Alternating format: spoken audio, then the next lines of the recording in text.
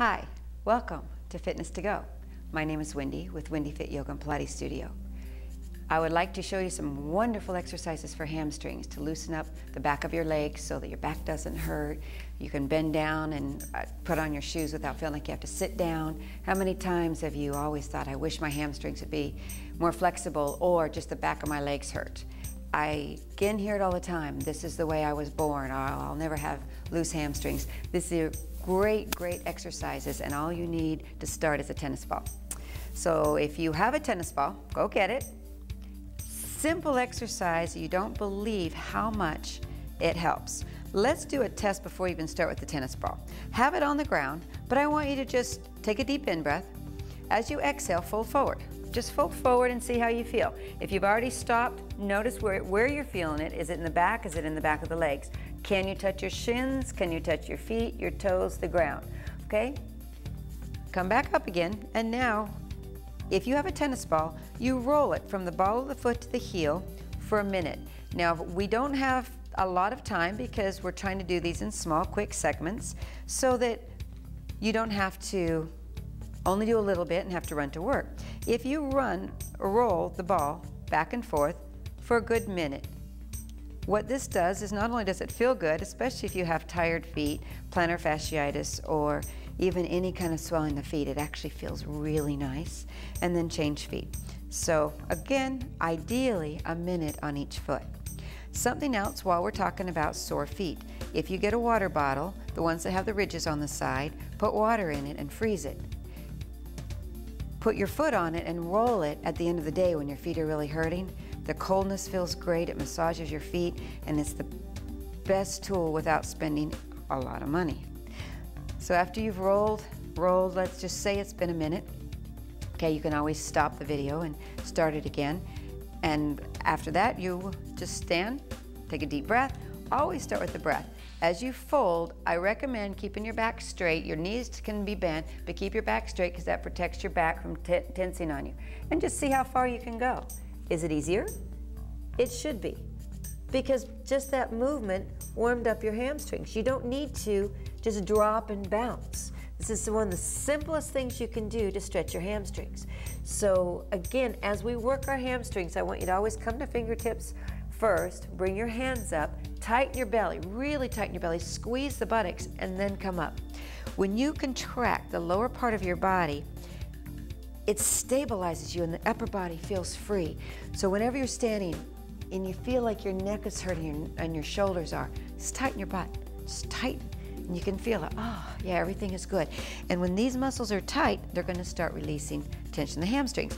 So rolling the ball. That was a simple one just to warm up the hamstrings. The other things I would suggest is let's open the legs. Open the legs a little wider.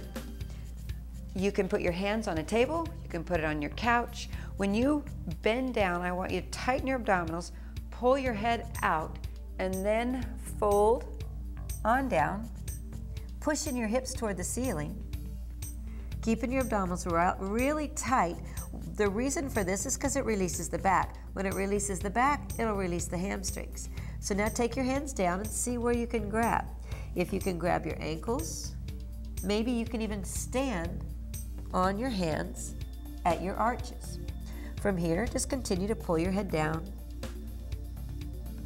relaxing through your neck and shoulders. What I mean by that is you don't want to sink, you want to slide your shoulders away from your ears. Pushing into your hands, squeezing the buttocks muscles. Feel how it feels like it's pulling the hamstrings off of your glutes, the buttocks bones. Slide your hands out from underneath the feet.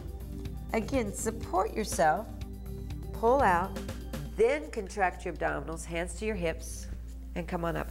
Wonderful for your hamstrings. And the best part is it's also good for your spine. It brings blood to your head, energizing brain cells. A true fact, it makes you smarter. Whenever you go upside down, blood energizes brain cells. But it's really good for the hamstrings.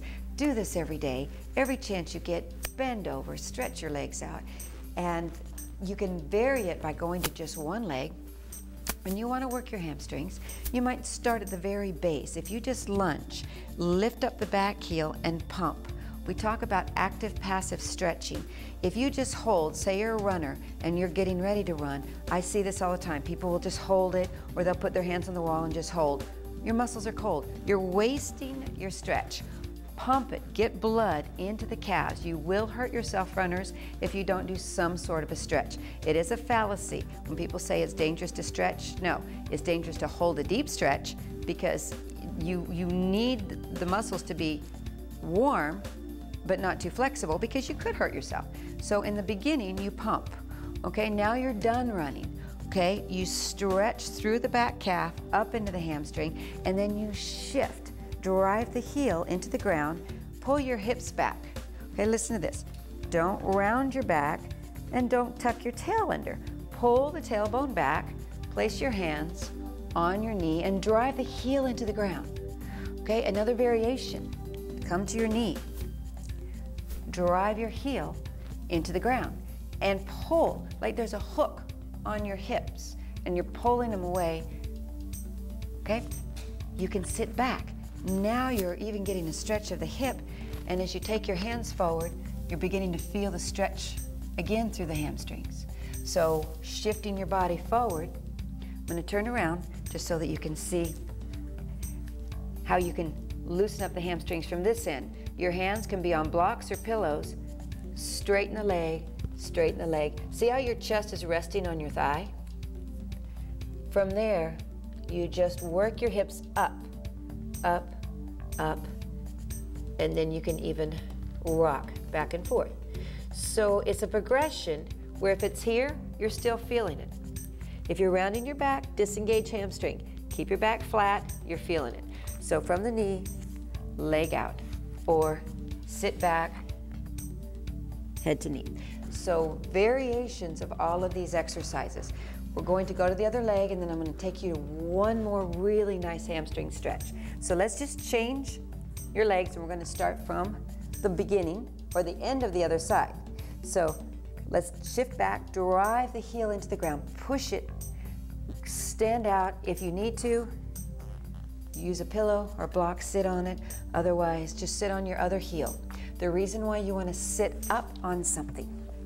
Okay, see how if your hips are up, your other leg is lifted, so that when you lean forward into that hamstring stretch, that back of the leg stretch, you get a better stretch. So lengthening through the spine, tightening your stomach muscles, shift your body forward, straighten the back leg, stretch the front leg, even if it's only halfway. Again, what makes things easier is if you have something you can come up on, so you begin to stretch the leg.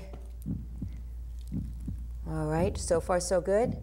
Bend the knee, bring your hands up, bend the back knee, stretch, bend, stretch. So you're working through the calf. All these muscles attach, and they attach the back of the knee, they attach up inside the hip, so you want to feel all of those muscles starting to stretch.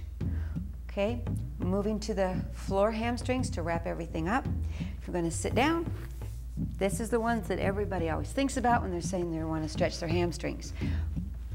We know the hamstrings are the back of the legs. Okay, you contract and release. I want you to start by taking your hands underneath the knees, tighten your stomach muscles, contract, now relax and pull your chest into your knees.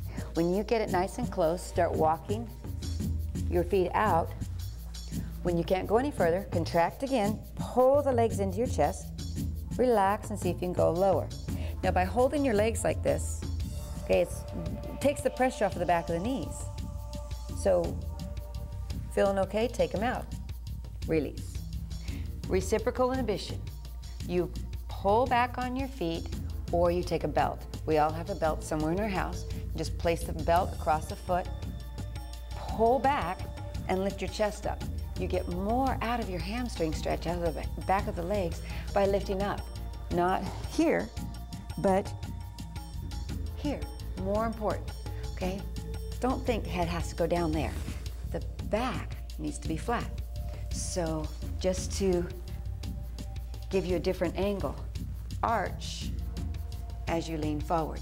So that you want to think about hinging from your hips. And if you have a block or a book that you can put on your feet, pull back, and then you're able to go even deeper. So say that's not comfortable for you, we're going to lay onto our backs. The tennis ball. This is when we're going to incorporate the tennis ball again.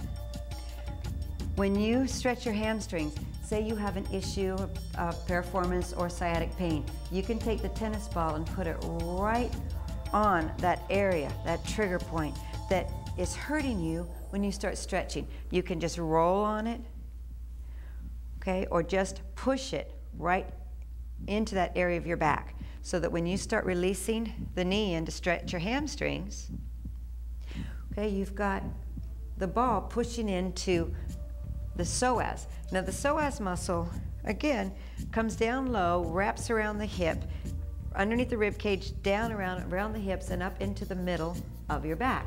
So it's, the old saying is psoas below, psoas above. It wraps around. There's two parts of that muscle that does affect the hamstrings and the hips and the back. So a simple hamstring stretch laying down would be just to hold the leg, even low, and then a little higher, and then a little higher. And those of you that still have the ball there, you're starting to feel it. So you might want to take the ball out and then increase the stretch. And let's do the other leg. Hug your knee. You can see you can do this first thing in the morning while you're waiting for your coffee to brew. Reach up, grab a hold, and or put the ball underneath your back. Find that spot that's hurting, if that's the case. Good. Pull the knee back into your chest, and ideally, you want to hold each exercise for about 4 to 5 breaths.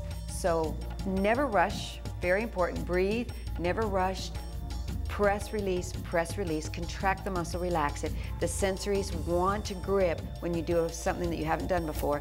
So contract, release, and then you will definitely increase your hamstring flexibility. So I hope you enjoyed today's segment, and I hope to see you back. Namaste.